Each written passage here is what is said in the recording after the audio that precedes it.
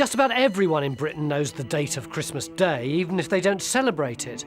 But actually, there's no date for Christ's birth given in the Gospels, and Christmas wasn't observed at all by the early church. In fact, it wasn't until the 4th century that Christmas was established. And even after that, medieval scholars busied themselves deciding exactly when Christ was born. And there isn't a month in the calendar that hasn't been put forward as a credible candidate, except one.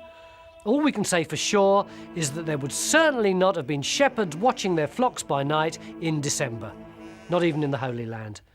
Nor would a Roman census have been held at that time.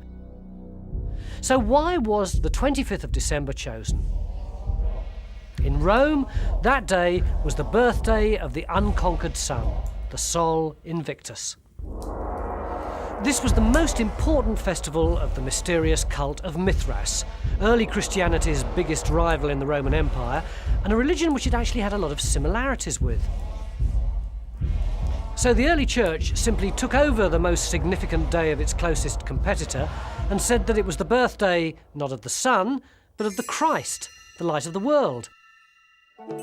Late December was a doubly good choice because it was also the time of Roman festivals like the Saturnalia and the Calends, which were hugely popular. The church simply superimposed a Christian symbolism on the old pagan customs. Holly, for example, was thought in olden times to have magical properties. So the church said that it could represent the burning bush, in the shape of which God revealed himself to Moses.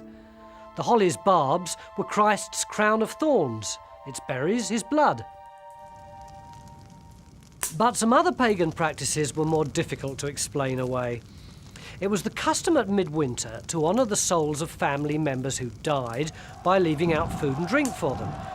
It was also a good time to drive out hobgoblins and evil spirits. Right up till the 19th century, for instance, it was a tradition to wassail fruit trees. Ale was poured over the branches and a health was drunk to the spirit of the tree. In fact, apart from the crib and carols, none of the so-called traditional elements of the modern Christmas have any Christian significance whatsoever. Their roots are very definitely in pagan times. But it worked. Both sides were happy. At least until the Puritans came along. But that's another story. Good night.